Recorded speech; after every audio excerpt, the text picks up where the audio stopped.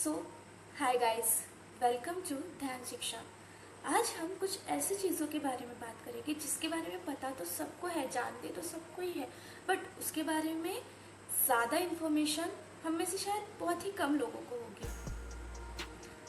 आज हम उस चीज़ का मुद्दा तो हम हमेशा उठाते हैं, बट उस चीज़ को जानने की, समझने की हम कभी कोशिश ही नहीं करते, है ना। तो आज हम कुछ इसी चीज़ों में डीप डाइव करेंगे और पता लगाएंगे कि आखिर एंजाइटी क्या होती है, एंजाइटी होने के कारण क्या है, ये किस लिए होता है, इसके सिम्टम्स क्या है और इसे हम कैसे क्योर कर सकते हैं। सो चलिए हम आज की वीडियो स्टार्ट करते हैं।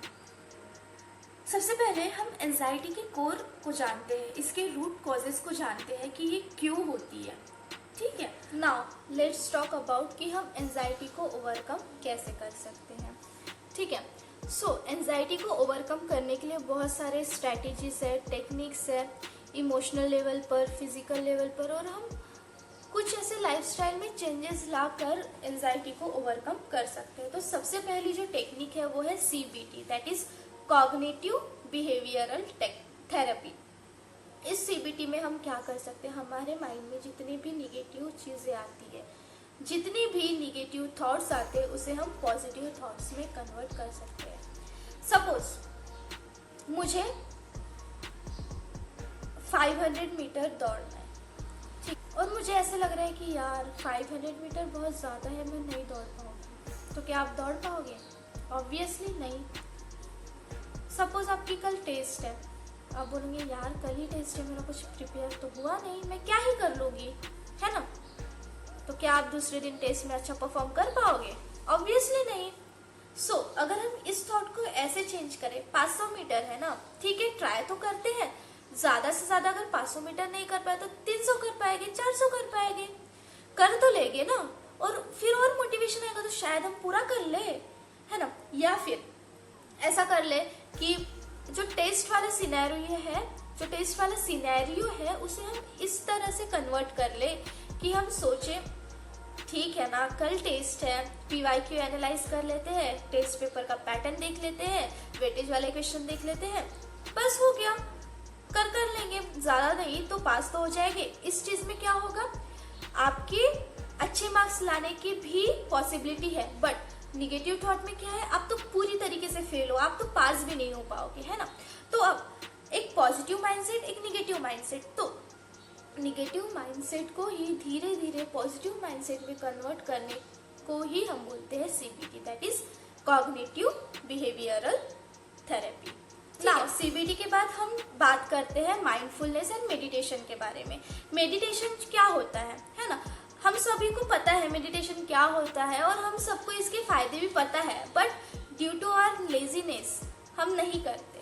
बट अगर आपको एंजाइटी से ओवरकम करना है ना, तो ये अपने आप में ही बहुत ही ज्यादा पावरफुल वेपन है। एक तो मेडिटेशन से हमारा माइंड काम रहेगा, हमारा माइंड स्टेबल रहेगा और हम किसी भी चीज में बहुत ही अच्छी तरीके से फोकस कर पाएंगे। बट ये एक दिन में होगा क्या? नहीं, ऑब्वियसली हमें इसे रेगुलर करना पड़ेगा, हमें अपने हैबिट में इसे लाना पड़ेगा, तभी ये हो पाएगा। वरना मैं आज कर रही हूँ, बोलूंगी यार मुझे तो कुछ भी इफेक्ट नहीं दिखा, वो मैम ने तो झूठ ही कहा था। ऐसा नहीं है, हर चीज को समय देना पड़ता है, हर चीज को जितना उसे समय चाहिए उतना देना पड़ता है, ठीक है। फिर हम बात करते हैं फिजिकल एक्सरसाइज के बारे में। बिल्कुल, फिजिकल एक्सरसाइज पता है हमें एक्टिव रखने में मदद करती है, हमारे स्ट्रेस लेवल को बर्स्ट करती है, हमारे जो स्ट्रेस लेवल है ना, हमारा जो स्ट्रेस लेवल है ना, उसे कम करने में मदद करती है, ठीक है।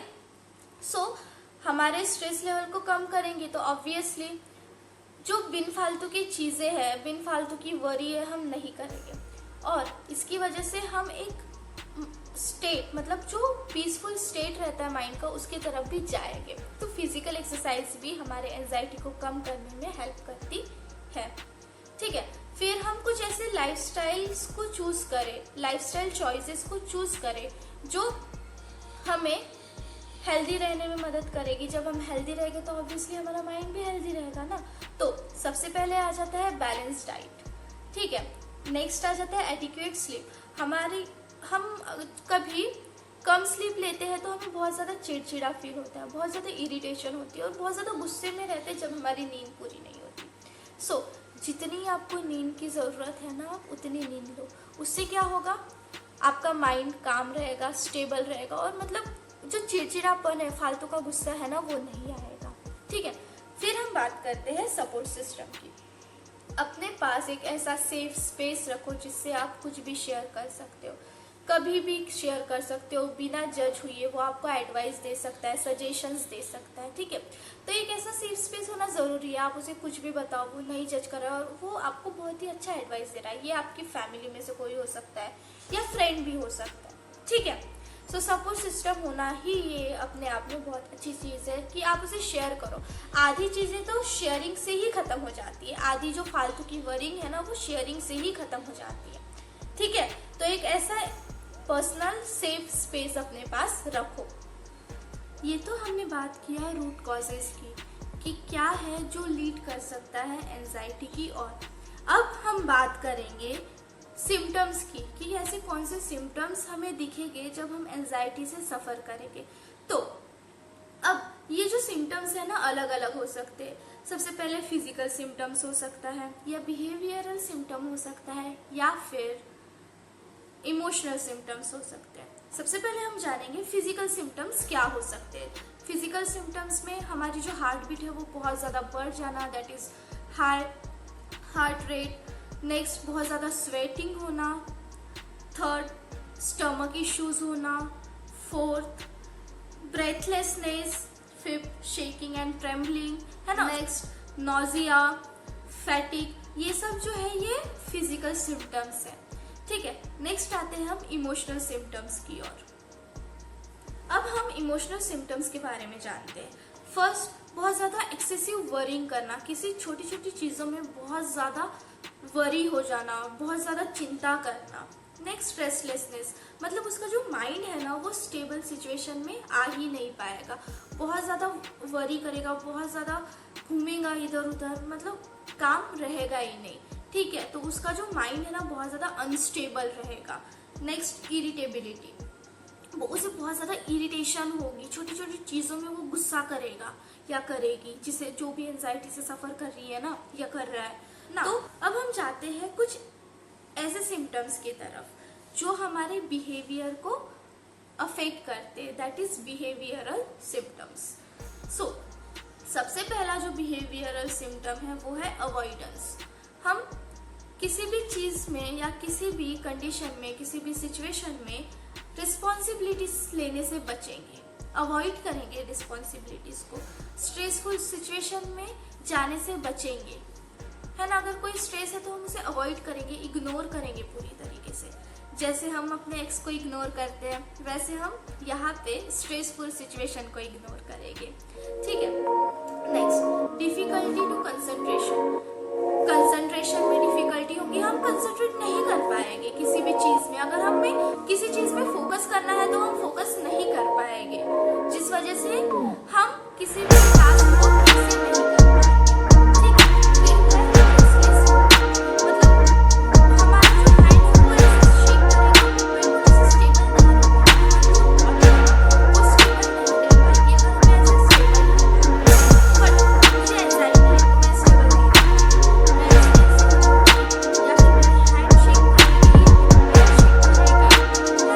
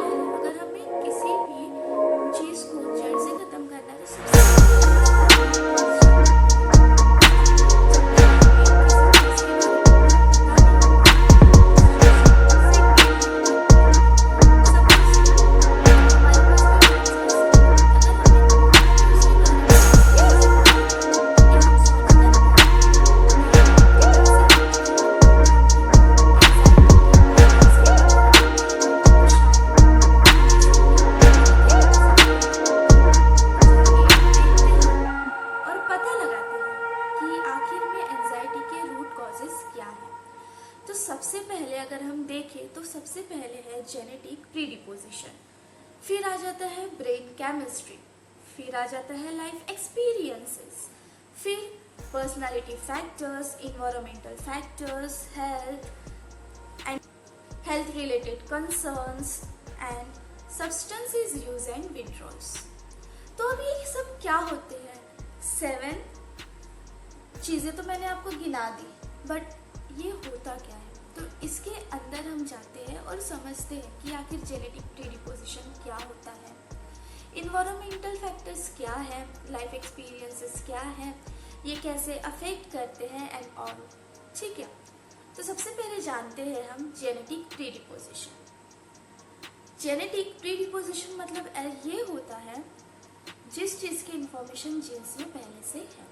लेट्स सपोज किसी एक फैमिली में मेंटल हेल्थ से रिलेटेड या फिर एंजाइटी से रिलेटेड कोई एक प्रॉब्लम है, तो वो उनके जो आने वाली जनरेशन है उनमें भी मेंटल हेल्थ से रिलेटेड इश्यूज के जो रिस्क रहते हैं, जो वल्नरेबिलिटी रहती है, वो बढ़ जाती है। मैं ये नहीं कह रही हूँ कि ये जेनेटिक है या फिर अगर किसी के जीन में उसकी हिस्ट्री है तो वो उसे हो ही जाएगी, नहीं, इसका जो रिस्क है ना वो बढ़ जाता है। ठीक है, नेक्स्ट हम जाते हैं ब्रेन केमिस्ट्री की ओर। आखिर ये ब्रेन केमिस्ट्री होती क्या है ना? ब्रेन केमिस्ट्री, यहीं पे केमिस्ट्री आ गया। सो हमारे ब्रेन में बहुत सारे केमिकल्स रहते हैं, है ना, जो हमारे मूड को लाइटन करते हैं, जो हमारे काम को करते हैं। सो हमारे जो ब्रेन है उसमें बहुत सारे केमिकल्स होते हैं। सारे केमिकल्स को हम न्यूरोट्रांसमीटर्स कहते हैं। अब जैसे सेरोटोनिन हो गया, डोपामीन हो गया, नेरोफ्रीन हो गया, तो ये जो भी केमिकल्स होते हैं ना, अगर इनका अमाउंट थोड़ा सा भी इम्बैलेंस्ड हो गया तो ये हमारे मूड को लाइटन भी कर सकते हैं। लाइटन तो करेंगे ही नहीं बिकॉज इम्बैलेंस है, तो हमारे मूड को बहुत वर्स बना सकते हैं। अगर हम एग्जाम्पल लें सेरोटोनिन की, तो ये जो सेरोटोनिन है ना, ये फील गुड केमिकल होता है। लाइक जब भी सेरोटोनिन का जो अमाउंट है वो बराबर मात्रा में होगा तो हमें कुछ फील नहीं होगा, हमें बहुत अच्छा लगेगा, बहुत ज़्यादा अच्छा लगेगा। बट जैसे ही इसका जो इम्बैलेंस्ड हो जाएगा, है ना, इसकी जो मात्रा है या जो अमाउंट है वो इम्बैलेंस हो जाएगा ना, तो हमें बहुत बुरा लगने लगेगा, बहुत अजीब सा लगने लगेगा और ये एंजाइटी को भी लीड कर सकता है। ठीक है ना, अब आते हैं लाइफ एक्सपीरियंसेस की तरफ। देखो, हमारे लाइफ में बहुत सारे अच्छे एक्सपीरियंसेस भी है और बहुत सारे बुरे एक्सपीरियंसेस भी होते हैं। अब अच्छे एक्सपीरियंसेस तो हमारे जो लाइफ है उसमें बहुत ज़्यादा पॉजिटिव इम्पैक्ट डाल देते हैं, बट जो बुरे एक्सपीरियंसेस होते हैं वो भी हमारे लाइफ में ऑब्वियसली बुरा इम्पैक्ट डालेंगे। बट किसी किसी चीज़ में ना ये जो बुरे इंसिडेंट होते हैं वो कुछ ज़्यादा ही इम्पैक्ट डालते हैं। लाइक अगर कोई चाइल्डहुड ट्रॉमा हो, है ना, लाइक कोई चाइल्डहुड ट्रॉमा हो, या फिर अगर बचपन में उसे बुली का शिकार हुआ हो, है ना, उसका जो बचपन से ही इन्वायरमेंट है वो इतना अच्छा या सपोर्टिव ना हो, तो उससे भी उसे एंजाइटी होने लगती है। ये तो कुछ ही कारण है ना, और न जाने कितने एक्सपीरियंसेस होंगे, अलग अलग व्यक्ति को अलग अलग एक्सपीरियंसेस होंगे, है ना, अलग अलग पर्सन अलग अलग एक्सपीरियंसेस गुजरता होगा। अब जो पॉजिटिव एक्सपीरियंस जिसे है वो तो ऑब्वियसली हमेशा पॉजिटिव वाइब में रहेगा, बट अब जिसे निगेटिव एक्सपीरियंस हुआ, जो बचपन से ट्रॉमा में है, बुली हुआ है, घर का सराउंडिंग अच्छा नहीं है, इन्वायरमेंट अच्छा नहीं है, हमेशा निगेटिव इन्वायरमेंट में रहा है, तो क्या होता है ना, ये सब चीज़ें सिचुएशन को बद से बदतर बना देती है, सिचुएशन को बद से बदतर बना देती है। और फिर इन सब से क्या होता है, वो खुद को लोनली है ना, वो खुद को लोनली फील करता है। लोनली फील करने की वजह से उसे ऐसा लगता है कि उसके साथ कोई है ही नहीं, वो किससे अपनी सारी जो चीज़ें हैं वो डिस्कस करे, है ना, वो किसी से डिस्कस नहीं कर पाता, जिसकी वजह से और जो सिचुएशन है वो वर्स होती रहती है और ये सारी चीज़ें उसे एंजाइटी की तरफ ले जाती है। ना अब हम आते हैं पर्सनालिटी फैक्टर्स की तरफ। लाइक पर्सनालिटी फैक्टर्स क्या होते हैं, ये कैसे किसी इंसान को मेंटल हेल्थ से रिलेटेड प्रॉब्लम दे सकते हैं। ठीक है, तो जो पर्सनालिटी फैक्टर्स है ना, ये एक स्पेसिफिक ट्रेट होते हैं किसी भी पर्सन के अंदर, है ना। ये ट्रेट होगी या क्वालिटी होगी जो उसके नेचर में रहेगी और उसके वजह से उसे कहीं ना कहीं एंजाइटी का सामना करना पड़ेगा। तो ये फैक्टर्स के बारे में हम डिस्कस करते हैं। सबसे पहला फैक्टर जो है एकदम परफेक्शनिज्म। लाइक जो पर्सन खुद को ऐसे परफेक्ट दिखाना चाहता है कि हाँ मुझे सब कुछ परफेक्ट चाहिए, मैं इम्परफेक्ट नहीं हूँ, मैं एकदम परफेक्ट हूँ, तो जो इंसान परफेक्शनिज्म की तरफ जाता है। सेकेंड, ओवर थिंकिंग, जो बहुत ज़्यादा थिंक करता है, बहुत ज़्यादा अननेसेसरी चीज़ों को सोचता है। नेक्स्ट, लो सेल्फ स्टीम, जिस पर्सन को लो सेल्फ स्टीम है या उसका सेल्फ कॉन्फिडेंस जो है वो कम है। हाँ आई नो ओवर कॉन्फिडेंस नहीं होना चाहिए, बट इतना कॉन्फिडेंस तो एक इंसान में होना चाहिए कि वो अपने लिए स्टैंड ले सके। सबसे पहला फैक्टर है परफेक्शनिज्म, फिर आ जाता है ओवर थिंकिंग एंड नेक्स्ट आ जाता है हमारा सेल्फ स्टीम जो कि लो नहीं होना चाहिए। नेक्स्ट, पीपल प्लीजिंग, अगर किसी का एटीट्यूड पीपल प्लीजिंग वाला है, लाइक कुछ भी हो जाए वो बहुत ज़्यादा प्लीज करता है पीपल को, तो ये भी लीड कर सकता है एंजाइटी में। एंड नेक्स्ट, अवॉइडेंस, जो अपने जो डिफिकल्ट चीज़ों को अवॉइड करता है या वो किसी भी रिस्पॉन्सिबिलिटी से दूर भागता है, तो ये भी अफेक्ट कर सकता है और लीड कर सकता है एंजाइटी की ओर। मतलब ये सारे जो ट्रेट्स हैं ना, ये इन्फ्लुएंस करते हैं एंजाइटी को और अलग अलग तरीके से, बहुत ज़्यादा अलग अलग तरीके से अलग अलग इंसान को अफेक्ट करते हैं। और बट ये जो सारे ट्रेट्स हैं ना, वो किसी एक पर्सन को मेंटल हेल्थ इशू की तरफ ले जाते हैं। नाउ अब हम बात करेंगे एनवायरमेंटल फैक्टर्स की। ना एनवायरमेंटल फैक्टर्स क्या होते हैं, कैसे होते हैं? तो जो एक्सटर्नल फैक्टर्स होते हैं ना, एक्सटर्नल फैक्टर्स जो कि हमारे सराउंडिंग से रिलेटेड रहते हैं, जो हमारे एनवायरनमेंट से रिलेटेड रहते हैं, वो भी लीड कर सकते हैं एंजाइटी को। ना अगर हम देखें एक्सटर्नल फैक्टर्स क्या है, तो सबसे पहले होगा वर्क और स्टडी प्रेशर। ठीक है, सबसे पहले क्या होगा, वर्क और स्टडी प्रेशर। ना अगर हम देखें कोई एक व्यक्ति या पर्सन जॉब में है और वो वर्क कर रहा है, बट उस पर बहुत ज़्यादा वर्क का बर्डन है, उससे वो कंप्लीट हो ही नहीं पा रहा है, एक इनकम्प्लीट ही है और दूसरा आ रहा है, तो उससे भी उसकी जो मेंटल हेल्थ है वो अफेक्ट करेगी। और अगर हम स्टडी प्रेशर देखें तो बहुत सारे जो स्टूडेंट्स हैं वो इससे डील करते हैं, बिकॉज जब भी वो पढ़ते हैं तो एक तो वो फोकस नहीं कर पाते, या फिर उनके साथ ऐसे होता है कि उन्होंने ये तो पढ़ लिया बट पीछे वाला भूल गए, या उन्होंने ये तो पढ़ लिया बट जो बैकलॉग्स है वो क्लियर नहीं कर पाए, है ना। तो जो इन्वायरमेंटल फैक्टर्स है, सबसे पहले तो है वर्क और स्टडी प्रेशर, फिर है फाइनेंशियल इश्यूज। अब किसी फैमिली में फाइनेंशियल इश्यूज है ना, तो वो भी एंजाइटी की ओर लीड करते हैं।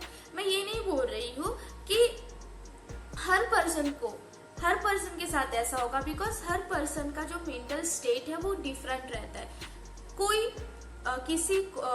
जो पर्सन है ना, कोई जो पर्सन है वो इन्हीं चीज़ों की वजह से खुद को स्ट्रांग बना लेते हैं, बट किसी का स्टेट ऑफ माइंड ऐसा नहीं होता कि वो इस चीज़ को स्ट्रांगली ले सके। ठीक है, so first work and study pressure, second financial issues, third family problems, next fourth social issues, fifth traumatic events, six isolation and seventh health issues. ठीक है, ये सारे जो इन्वायरमेंटल फैक्टर्स है, ये सब के सब हमारे जो एक पर्सन है उस पे मेंटल हेल्थ पे इफेक्ट डालते हैं। अब अगर ये सारे जो फैक्टर्स है ये पॉजिटिव वे में हो गए, तो जो मेंटल स्टेट है किसी भी पर्सन की वो पॉजिटिव रहेगी, और ये सब भी निगेटिव स्टेट में है ना, तो ये सारा जो मेंटल प्रेशर या मेंटल स्टेट रहेगी किसी भी व्यक्ति की या पर्सन की, वो निगेटिव वे में चले जाएगी। सो ये सब उसके इन्वायरमेंट पे भी डिपेंड करता है कि उसे एंजाइटी की तरफ वो जाएगा या नहीं जाएगा, उसे मेंटल हेल्थ रिलेटेड इश्यूज होंगे या नहीं होंगे। ठीक है, नाउ अब हम देखते हैं हेल्थ रिलेटेड कंसर्न। अब आप बोलोगे यार हेल्थ रिलेटेड कंसर्न कैसे किसी भी चीज को एंजाइटी की ओर ले सकती है या मेंटल हेल्थ रिलेटेड इश्यूज की ओर ले सकती है। तो बिल्कुल ले सकती है, क्यों नहीं ले सकती। अगर हम देखें क्रोनिक डिसीजेस को, अगर हम देखें क्रोनिक इलनेस को, तो ये धीरे धीरे क्या होता है ना, जैसे हमारा मेडिकेशन स्टार्ट होता है तो हमें लगता है यार ये तो बहुत ज्यादा स्लोली जाने वाली डिसीज है, इससे क्या होगा आपको बहुत ही अच्छी तरीके से हेल्प मिलेगी। ठीक है, फिर आता है professional help. If meditation perform करने के बाद भी, फिजिकल एक्टिविटीज करने के बाद भी, सीबीटी टेक्निक परफॉर्म करने के बाद भी, जर्नलिंग करने के बाद भी और सपोर्ट सिस्टम को बताने के बाद भी, मतलब ये सारी चीजें करने के बाद भी अगर आपकी जो एंजाइटी लेवल है वो कम नहीं हो रही है, आप उससे नहीं बच पा रहे हो, तो you should meet a counsellor, you should take a therapy session with counsellor, क्योंकि ये आपको बहुत ही ज्यादा अच्छी तरीके से हेल्प करेगी। ठीक है, और ये बहुत ज्यादा हाई पीक है। अगर आप बहुत ज्यादा सीवियर एंजाइटी में हो ना, तो ये चीजें आपकी हेल्प शायद ना करे, क्योंकि मैंने पहले ही कहा ये चीजें पर्सन टू पर्सन वेराई करती है। किसी पर्सन में 1 मंथ में इफेक्ट दिख जाएगा, बट किसी पर्सन में बहुत ज्यादा टाइम लेगा, और किसी पर्सन में तो शायद इफेक्ट दिखे ही ना। सो अगर नहीं कुछ इफेक्ट दिख रहा है ना, तो you should concern a professional जो कि इन सब चीजों में डील करता हो। ठीक है, सो ये थी आज की हमारी वीडियो, जहां हमने एंजाइटी के कोर चीज़ों के बारे में बात किया, रूट कॉजेस के बारे में बात किया, सिम्टम्स के बारे में बात किया, और हम उसे कैसे ओवरकम कर सकते हैं उन चीज़ों के बारे में बात किया। सो आपसे यही रिक्वेस्ट है कि अगर आपके फैमिली मेम्बर्स में, अगर आपके फ्रेंड्स में कोई भी एंजाइटी से डील कर रहा है, तो उसे ये वीडियो शेयर करो, ताकि उसे समझे कि आखिर एंजाइटी क्या है, आखिर हम इसे कैसे ओवरकम कर सकते हैं। ठीक है, सो शेयर करो। एंड अगर आपको ऐसी इंफॉर्मेटिव वीडियोस चाहिए तो ध्यान शिक्षा के साथ बने रहो। Thank you.